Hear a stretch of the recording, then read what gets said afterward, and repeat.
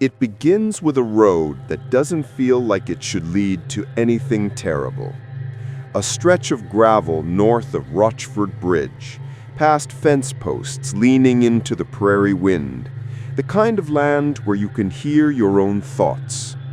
It was March 3rd, 2005, cold enough for breath to hang in the air, quiet enough for tires on frost to sound louder than they should.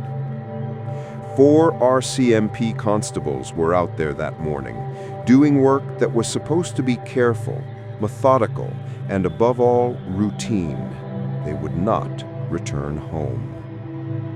The property at the end of that road belonged to a man named James Roscoe. Locals knew him as a problem, someone with a temper, a history with the law, and a property that seemed forever just out of step with what's legal. Investigators believed there were stolen vehicles on that land. They believed there was a marijuana grow operation hidden behind the ordinary clutter of rural life. Barns, sheds, the wide-mouthed Quonset that swallows sound and light when you step inside. The night before, civil bailiffs had come to repossess a truck and called the RCMP after an encounter that spiraled into barking dogs and bad gut feelings. From there, the pace of the investigation quickened. By morning, the search was underway. Constables Peter Sheeman, Leo Leonide Johnston, Brock Myrol, and Anthony Gordon were among those on scene. You picture the bright stripes of the cruisers against the dull winter, the door to the Quonset yawning open, the calm, practiced rhythm of officers who've done this 100 times, photographing, cataloging, moving carefully, eyes adjusting to dim light and shadow. What none of them knew was that Roscoe, who had left the property, wasn't finished with this place, and he wasn't finished with them. At some point that morning, Roscoe slipped back. Whether you imagine him crossing his own land with purpose or with rage, the effect is the same. A man who believed the time had come to take everything back by force. Inside the Quonset, he had stashed a Heckler & Koch HK-91 rifle. In the span of moments that are never long enough for anyone to react, he opened fire. There is a kind of silence that follows gunshots, the kind that makes your ears ring and your mind scramble to impose order. But the truth is simple and cruel. In just minutes, all 4 constables were shot and killed. Roscoe would die by his own hand shortly afterward. The worst single-day loss of life for the RCMP since the 1950s had happened on a farm road in rural Alberta. If you pause there, the mind tries to build a neat line from motive to action. It wants a single answer: snap, rage, hopelessness. But cases like this rarely obey simple stories. The investigation that followed was enormous. Hundreds of officers, forensic teams combing the ground inch by inch, timelines stitched together from phone calls, vehicle tracks, witness accounts. Bit by bit, a picture formed. The night before and the early hours that led to the ambush were not the workings of a man entirely alone. 2 acquaintances, Sean Hennessy and Dennis Cheeseman, had, in different ways, helped Roscoe return to his property and rearm. Neither of them pulled the trigger inside that Quonset, but the courts would say their choices helped make the murders possible. You can argue forever about the human heart, fear, loyalty, intimidation, but the law has to write its conclusions in ink. Hennessy and Cheeseman pleaded guilty to manslaughter for their roles in aiding Roscoe's return and access to a rifle and ammunition, and for failing to warn police despite knowing an armed confrontation was likely. Sentences followed. Appeals were heard and denied. What remained was a judicial record that said choices matter, and that the burden of 4 lost lives radiates outward long after the gunfire stops. When you tell this story, there's a temptation to focus only on the man who carried the rifle. But the center of gravity here is the 4 constables who went to work that morning and never came back. Each had a history that didn't fit into a headline. Families, friends, routines, inside jokes only a small circle would ever know. Constable Peter Sheeman was 25. Constable Anthony Gordon was 28. Constable Leo Johnston was 32. Constable Brock Myrole was 29. Numbers don't carry their voices, but they tell you the years that were stolen. Communities across Alberta learned their names the hard way. The province grieved publicly and privately. In the months and years that followed, memorials took shape, words etched into stone, statues cast in bronze, a park built to keep the memory tethered to a place. If you go to Mayerthorpe's Fallen 4 Memorial Park today, you'll see life-size bronze figures, 4 officers standing back-to-back around an obelisk, doves lifting upward. It's beautiful in a way that hurts, a permanent reminder that what happened out there isn't just a paragraph in a report, but a weight that families and colleagues still carry. Even 20 years on, anniversaries bring people together. They gather in that park in uniforms and in winter coats to say the names again, to insist that memory itself is a form of service. The RCMP's leadership stands with them. Residents lay flowers or just stand quietly with hands in pockets, staring at the bronze and the sky beyond it. Grief has a routine too.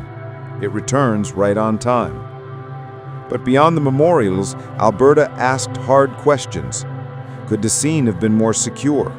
Could information have traveled faster between bailiffs, local officers, specialized teams?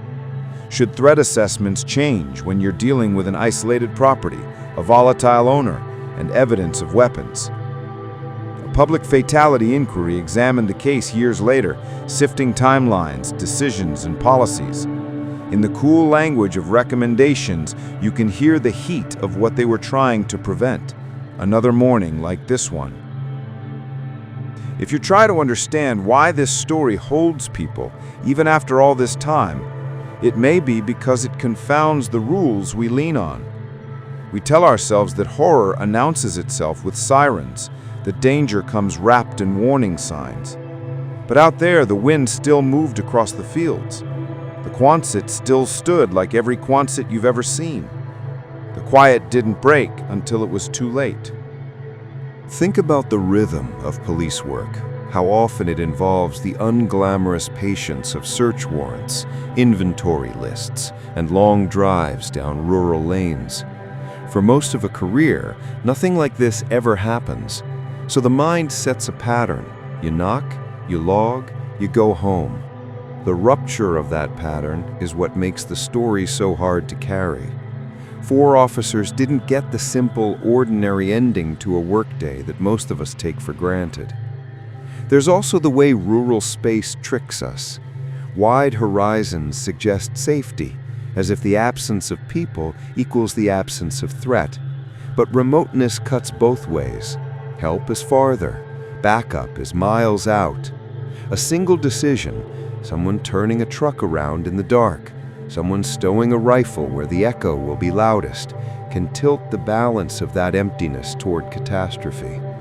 In towns like Mayerthorpe, the roads look long until the day they suddenly feel far too short.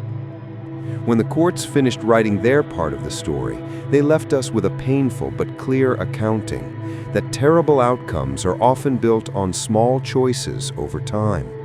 The fear you feel at the end of a barrel starts long before the trigger pull. It begins with the way someone talks about violence, the way they guard their property like a bunker, the network of people who decide, out of loyalty or fear or a moment's selfishness, to let a bad plan keep moving forward. The law can't heal that. Sentences don't reverse a morning. They only mark the boundaries of responsibility so that we can name it and maybe head it off next time. There's a word that comes up in conversations with first responders about this case: ambush. The dread inside that word is specific. Ambush means you don't get the chance to rise to the threat, to use training, where to reach the better version of yourself that shows up when something goes wrong. Ambush steals the very thing that makes people believe they can face risk, time to act. In the Quonset, there was no time. So you end up back at names, the way we do when facts feel too sharp to hold.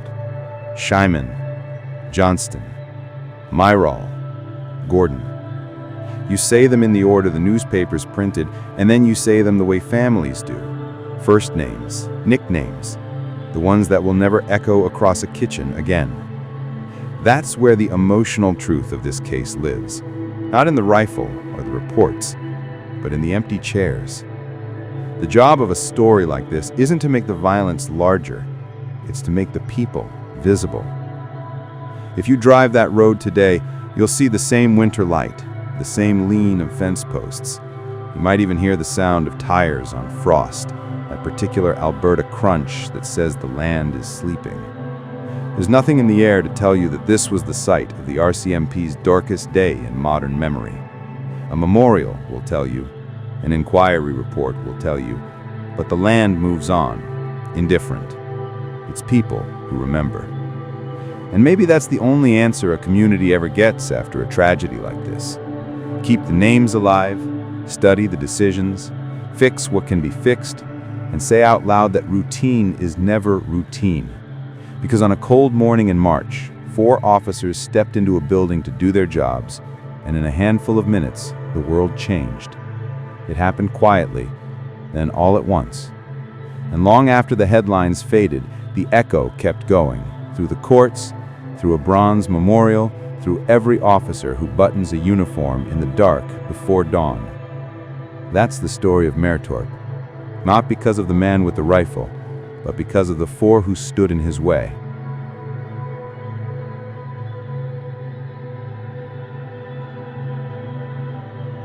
There are neighborhoods that look so ordinary you forget how fragile peace really is. Medicine Hat, Alberta was one of those places. Tree-lined streets, pickup trucks and driveways, a sense that nothing terrible could take root there. But in April of 2006, a crime unfolded inside a 2-story house on a quiet street, one that would shake the entire country and force people to ask how darkness could possibly grow inside something so familiar. The house belonged to the Richardson family, Mark and Deborah, and their 2 kids, Jasmine, 12, and Tyler, 8. They'd moved to Medicine Hat not long before, building the kind of steady routine families are supposed to have. Mark worked in construction, Deborah was active in her church, and the kids were, by all outward signs, thriving. They had plans for the summer. They were saving for a vacation. They were, in every sense, normal. But as spring came, something inside that home had begun to fracture, something no one outside could see. At school, Jasmine had started to drift.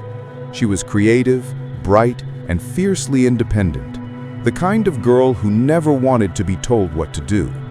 Around this time, she met someone. His name was Jeremy Steinke, 23 years old, a man more than a decade older than she was. Jeremy moved in different circles: dark clothing, eyeliner, heavy metal, and an online presence steeped in gothic fantasy. He told people he was a 300-year-old werewolf. He wore a vial of blood around his neck. To a lonely 12-year-old trying to define herself, it must have felt intoxicating. The rush of rebellion, the thrill of being seen. Their relationship grew fast and out of sight. On online forums like vampirefreaks.com, they exchanged messages about eternal love, about running away together, about anyone who stood in their way. When Mark and Deborah discovered what was happening, they reacted like most parents would. They set boundaries. They forbade Jasmine from seeing him. They grounded her, cut off internet access, tried to pull her back toward the world she'd been part of just months before. But to Jasmine and to Jeremy, that act became a line in the sand. To them, it wasn't discipline, it was betrayal. In late April 2006, their conversations began to take a new shape. Not the dramatic, romantic fantasies of teenagers, but something colder. Planning. They wrote about killing the family so they could be together forever.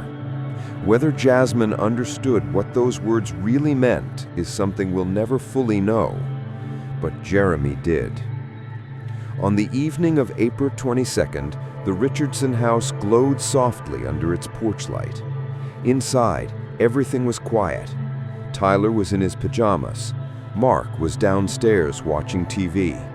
Deborah was in the kitchen, winding down her day. Sometime after midnight, Jeremy Steinke arrived. He'd been drinking, and he was carrying a knife. The sequence that followed was fast, brutal, and silent enough that no one outside heard a thing. In the basement, Mark Richardson confronted Jeremy first. There was a struggle, marks of it later found on the walls and floor. Mark was stabbed more than 20 times. Deborah was next. She fought hard. She tried to reach the phone, tried to protect her children. She suffered more than a dozen stab wounds before collapsing near the stairs. Upstairs, in the soft light of a nightlight, 8-year-old Tyler woke to the sound of movement. What happened next defies comprehension. Jasmine entered the room and, according to the court's findings, took part in the killing of her brother. It's a detail almost impossible to speak aloud, but it's part of what makes this story so haunting, the complete inversion of innocence. By the time the sun rose over Medicine Hat, the Richardsons were dead. Their daughter was gone. When police were called later that day, after a concerned neighbor noticed the silence and the drawn blinds, they found a scene that looked like something from a horror film.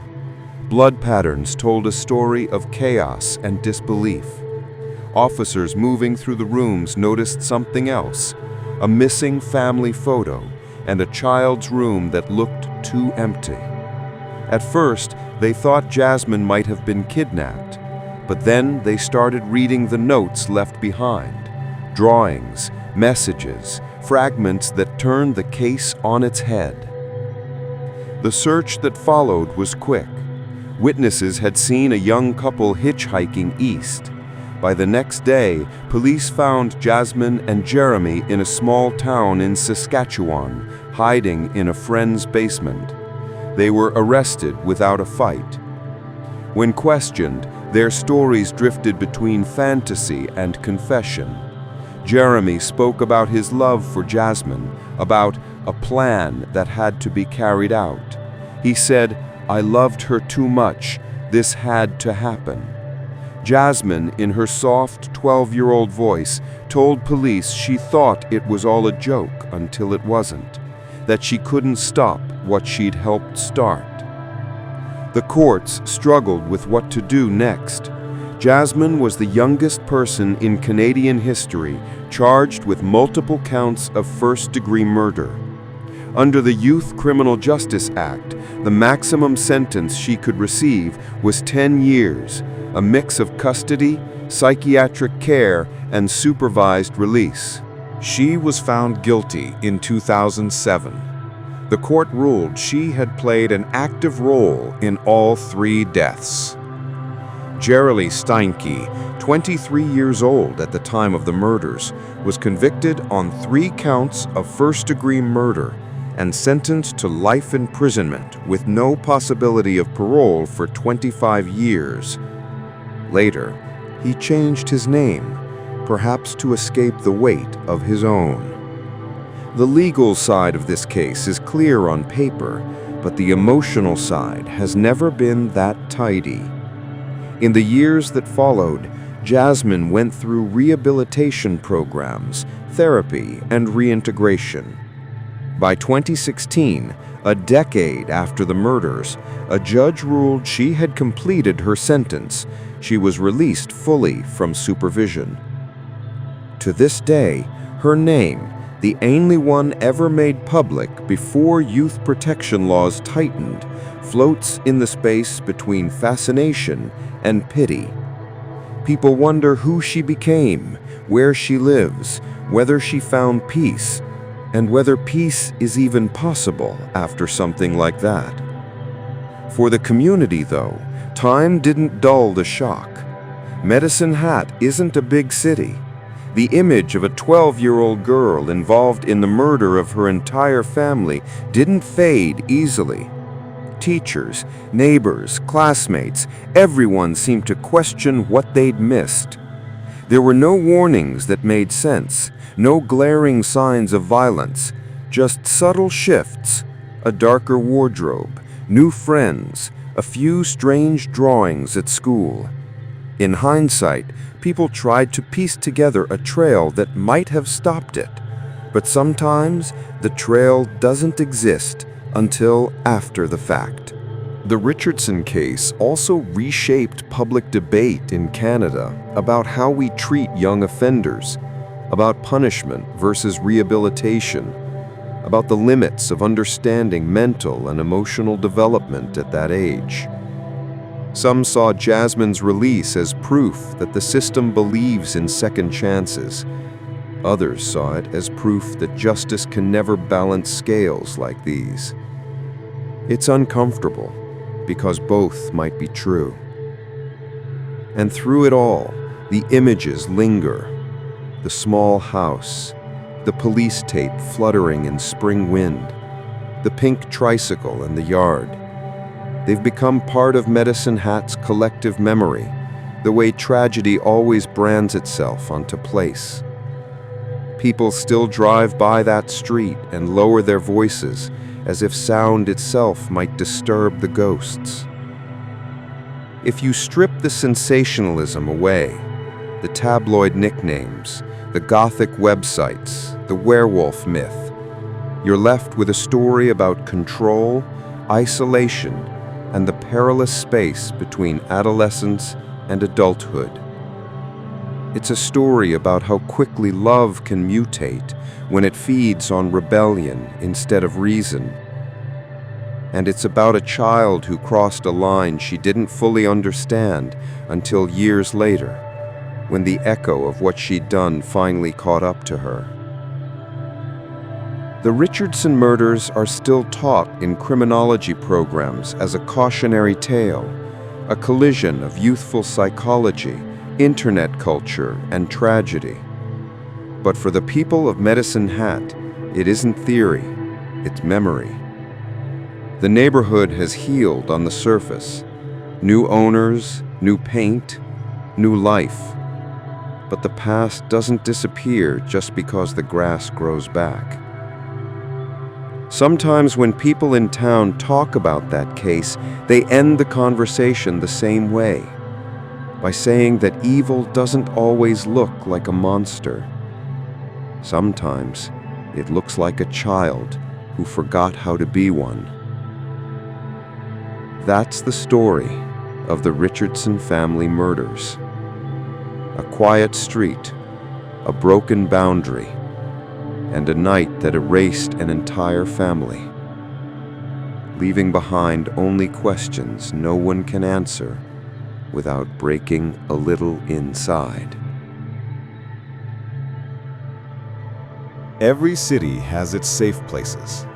Neighborhoods where doors stay unlocked a little longer, and the sound of laughter spills from porches late into the night.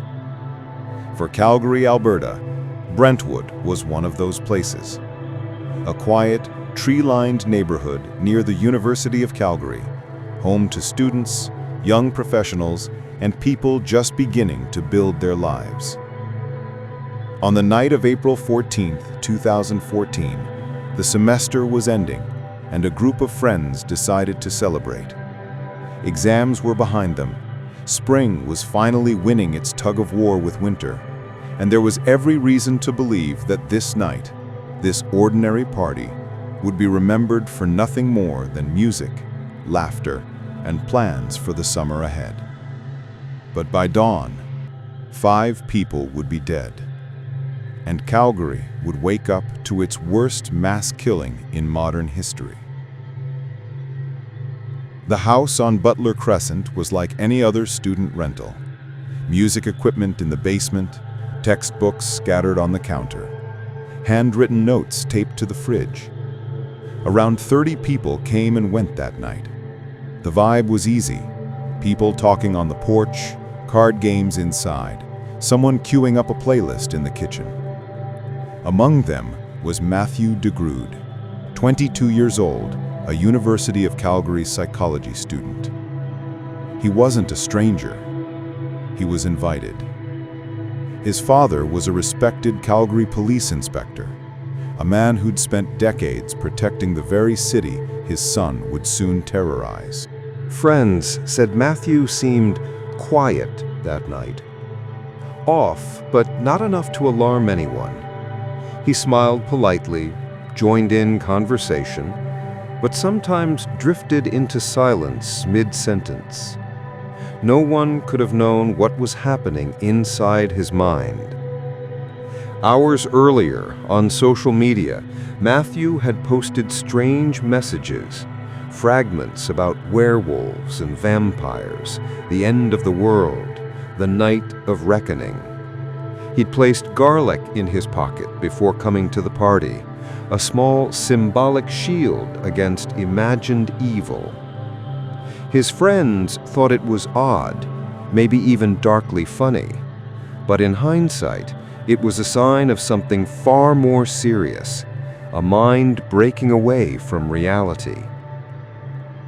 Sometime after 1 a.m., the laughter began to fade as people drifted toward goodbyes. In the kitchen, someone turned down the music. Matthew slipped into another room, and then, without a word, he took a large knife from the counter. What happened next unfolded in under 2 minutes. Matthew began moving from room to room, stabbing people at random.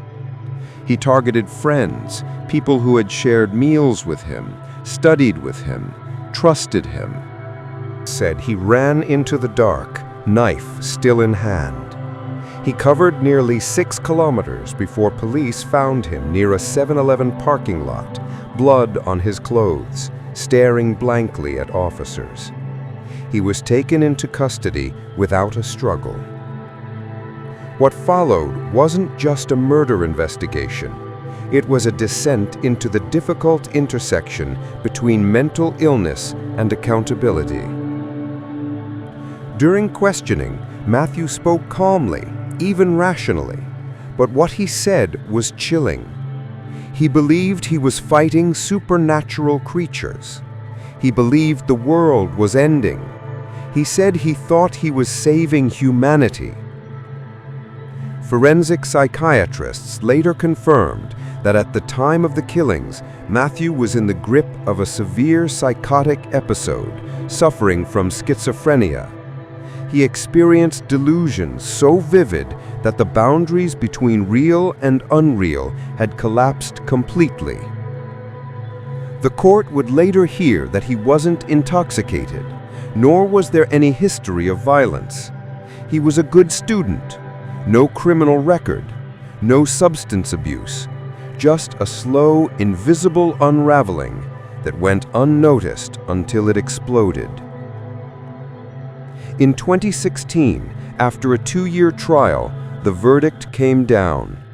Matthew DeGrood was found not criminally responsible for the killings, meaning the court accepted that his actions were driven entirely by mental illness, not criminal intent.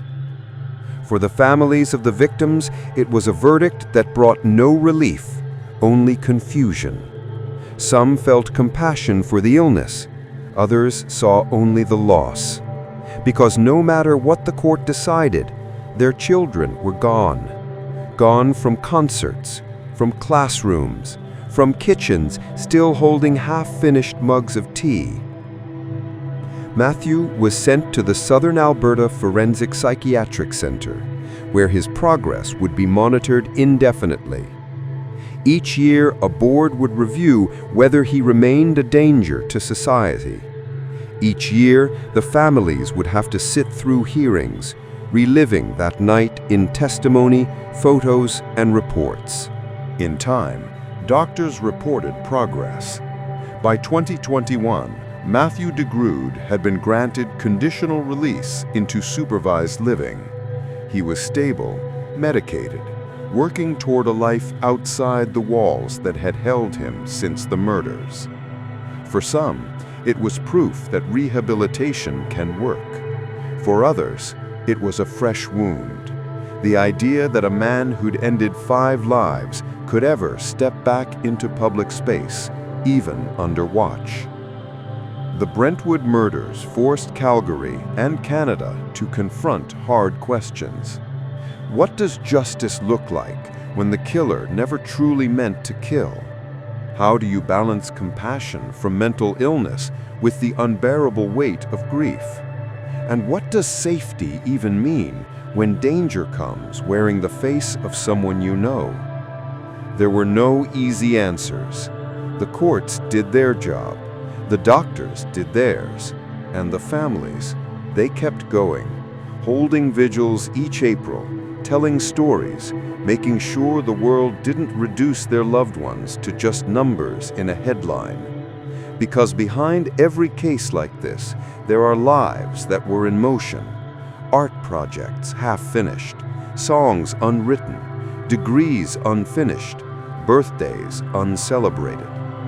The tragedy of Brentwood wasn't just that it happened, it's that it happened in a place built on trust, among friends, in a home filled with light. If you drive through that neighborhood now, you wouldn't see the scars. The house still stands. Students still rent there. The laughter has returned, but the silence that followed that night left something invisible behind, a lesson no one wanted to learn, carved deep into the city's memory. The families still gather, sometimes quietly, sometimes publicly. They light candles, speak the names, play the music their children loved. Zachariah, Caitlin, Josh, Lawrence, Jordan. Names that still hang in the Calgary air like unfinished chords. In the end, maybe what makes this story so haunting isn't just the violence, it's the absence of motive. The realization that sometimes horror doesn't come from hate or rage, but from a mind slipping its tether to reality. And that even in a city as bright and modern as Calgary, there are shadows you can't predict and tragedies you can't explain. The Brentwood killings remain one of the darkest chapters in Alberta's history. 5 lives, 1 night, and the question that still echoes quietly in the halls of justice and in the hearts of those who remember. How do you forgive someone who wasn't there, not truly, not consciously, when the crime was committed? That's the story of the Calgary House Party Stabbings, a celebration that became a nightmare, a reminder that sometimes the real terror doesn't come from the monsters in our imagination, but from the ones our minds can become. A reminder that sometimes the real terror doesn't come from the monsters in our imagination, but from the ones our minds can become.